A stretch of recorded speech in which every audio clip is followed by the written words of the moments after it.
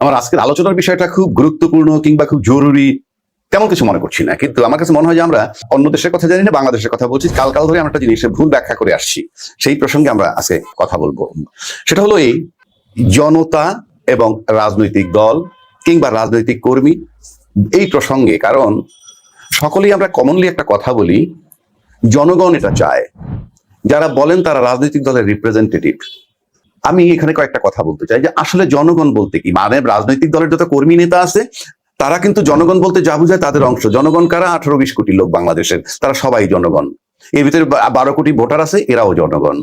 আবার এই জনগণের মধ্য থেকে রাজনৈতিক দল গঠন করা হয় এবং ওই রাজনৈতিক দলের যারা ফলোয়ার্স হয় তারা সেই রাজনৈতিক দলের কর্মী বা নেতা হয়। রাজনৈতিক দল নেতা বা কর্মী যখন হন তারা কিন্তু জনগণ থেকে বাতিল হয়ে যাচ্ছেন না, কিন্তু তারা যখন বক্তব্য রাখেন সবাইকে ইনক্লুড করে জনগণ চায়, ইটস এ ভেক্টর। বিকজ বাংলাদেশে এমন কোন দল নাই যার সর্বোচ্চ, যদি ভোটের বেলায় আসি, সর্বোচ্চ 30%-এর বেশি, সর্বোচ্চ।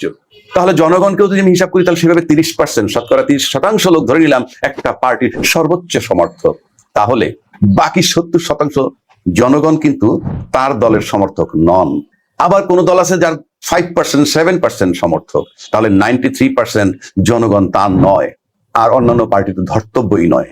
জাতীয় পার্টি ধরবেন, ধরি আওয়ামী লীগ ধরলাম, এরা এই ক্যাটাগরির ভিতরে পড়ে। এছাড়া বাংলাদেশে আর কোনো দলই তো নাই যাদের 1% ভোট আছে, থাকলেও ধরে নিলাম, থাকলে তর্ক ধরলাম আছে, তাহলে 99% জনগণ তাদের সাথে নাই। সুতরাং জনগণের দোহাই দিয়ে কেউ কথা বলবেন না, এটা বিভ্রান্তি ছড়ায়। যখন যে দল কথা বলবে তার স্ট্যান্ড নিয়ে তখন তারা বলবেন যে আমার দলের যে জনগণ আছে সেই জনগণের চাওয়া। মনে হয় বিষয়টা তাহলে ভালো হয়, তা না হলে বিভ্রান্তি কেন? আর জনতার কথা তিনি বলবেন যার দল নাই, সে বলতে পারে। কেননা জনগণ কারা? এই দলীয় সমর্থকের বাইরে যারা আছে তারা জনগণ, সেটা যে দলে যে কয়জনই হোক। তাতেও যদি জনগণের কথা বলে দেখা যাবে তার হয়তো 20, 25, 30% আছে যারা কোনো দলের সাথে সম্পৃক্ত নয়।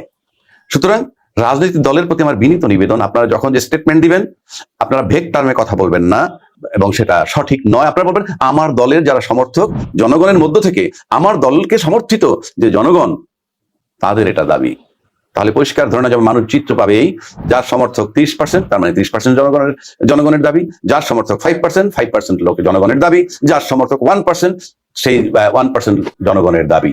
পরিষ্কার হয়ে যায়, তাহলে মানুষ বিবৃতি দিতে পারবে ইটস রং ভেগ, আপনার সাথে 70% লোক নাই, সুতরাং এই বক্তব্য সঠিক নয় ইত্যাদি বলতে পারবে, কিংবা মানুষের পরিষ্কার ধারণা নিতে পারবে। মানুষকে বিভ্রান্ত করতে 53 বছর যাওয়ার একটা ভেগ টার্ম সবাই ব্যবহার, জনগণ। যেহেতু লোক নাই সাথে, তাই জনগণ। আপনি যদি বাংলাদেশে, আমরা অতীতে যে সামনের কথা আমি বলতে পারি না, সামনের নির্বাচনে কি হবে। অতীতে ছিল আসন বন্টন, মানে আমি বাংলাদেশের কর্তা, আমি আসন বন্টন করে দিচ্ছি, এই আসন আপনাদেরকে দিব। ইন্টারেস্টিং ব্যাপার, যখন আপনি আসন বন্টন করবেন তার মানে আপনি গণতন্ত্র ধূলিসাৎ করে দিচ্ছেন, আপনি গণতন্ত্রে বিশ্বাসী নন। কেননা সে একটা বড় দল জোট করতেছে, জোট করে বলতেছে যে ওই অঞ্চলে আমাদের দলের এত ভোট আছে, তোমার এত ভোট আছে, আমরা এই সিটটা তোমার জন্য ছেড়ে দিলাম। অর্থাৎ x party mister A party mister B পার্টির লোকের জন্য সিটটা ছেড়ে দিল। এখন বি পার্টির যে প্রতিনিধি ওখানে থাকবেন সে কি করবে? তাকে ভোট দিবে কে? তাকে কিন্তু এ পার্টির লোকও ভোট দিবে ওখানে যারা আছে।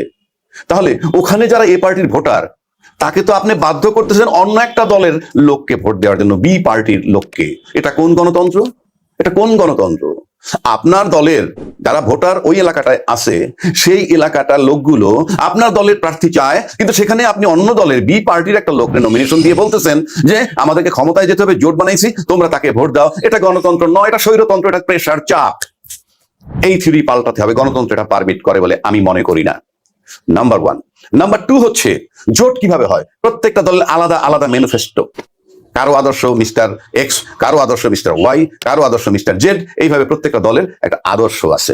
তাহলে সেই আদর্শের ভিত্তিতে আপনার দল গঠিত। আপনি যখন অন্য দলের সাথে জোট করছেন, তার আইডিওলজি আর আপনার আইডিওলজি এক নয়। সুতরাং এই যে জোট হওয়ার যে পদ্ধতি, এটা গণতন্ত্র পারমিট করে না। 1, 2, যদি আপনি জোট হতেই পারেন তাহলে দল 10টা কেন? এখন বলতে পারেন যে আমরা এই বিষয়ে একমত হয়েছি, যে 2টা 4টা 5টা দল মিলে যে আমরা এই 5টা কাজ করব, এবং এই 5টা কাজের জন্য আমরা ঐক্যমত্য হয়েছি, সেক্ষেত্রে আপনারা জোট বানাতে পারেন।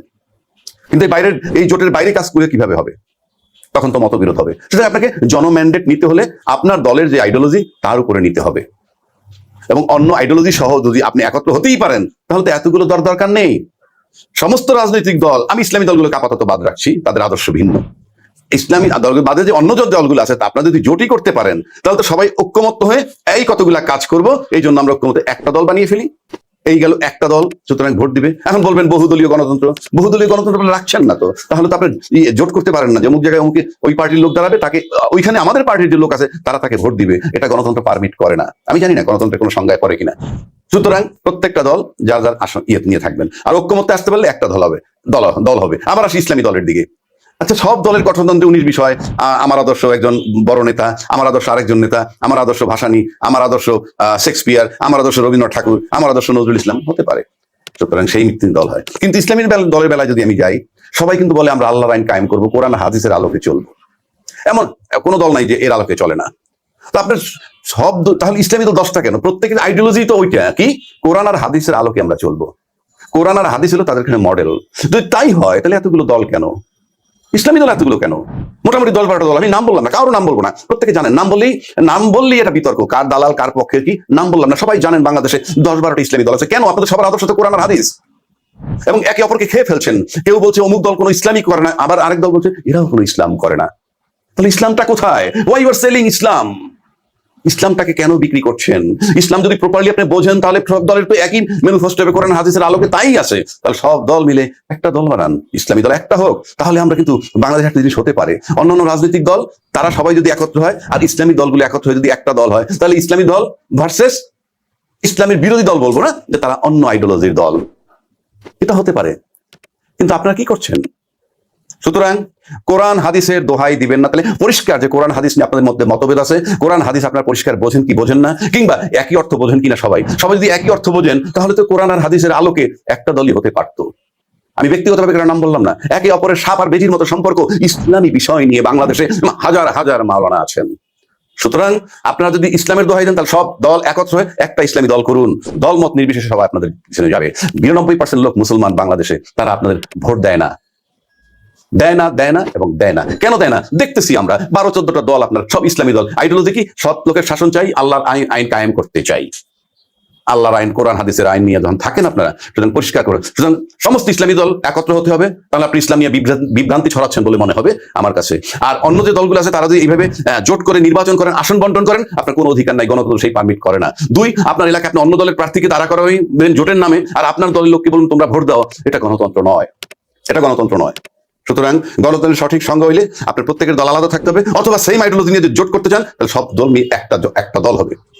আর ইসলামের বেলা ঠিক, ইসলামের বেলায় তো একটা দল ম্যান্ডেটরি হতেই হবে। আমি ব্যক্তিগতভাবে যেমন, যেহেতু আপনারা সবাই কোরআন আর হাদিস আলোকে চলেন, আপনাদের গঠনতন্ত্রের মূল মন্ত্র যখন কোরআন আর হাদিস, সেখানে বিভেদ কেন?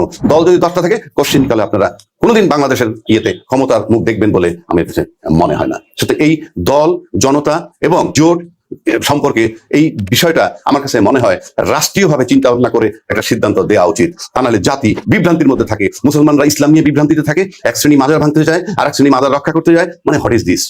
কোরআন হাদিসের আলোকে, যেহেতু কোরআন হাদিসের আলোকে আপনাদের দল, সমস্ত ইসলামী দল একটা দল হইতে হবে, অন্যথায় ইসলাম ক্লেম করা সঠিক বলে আমি মনে করি না। অর্থাৎ তারা ইসলামী আদর্শে বিশ্বাসী দলগুলো, তাহলে ইসলামী আদর্শ কি 12 প্রকার এবং 12 ধরনের ইসলামী আদর্শ নিয়ে আসি আমরা। এই বিভ্রান্তির থেকে মুক্তি পাইতে হলে একটা ইসলামী দল দরকার, সবাই মিলে একটা।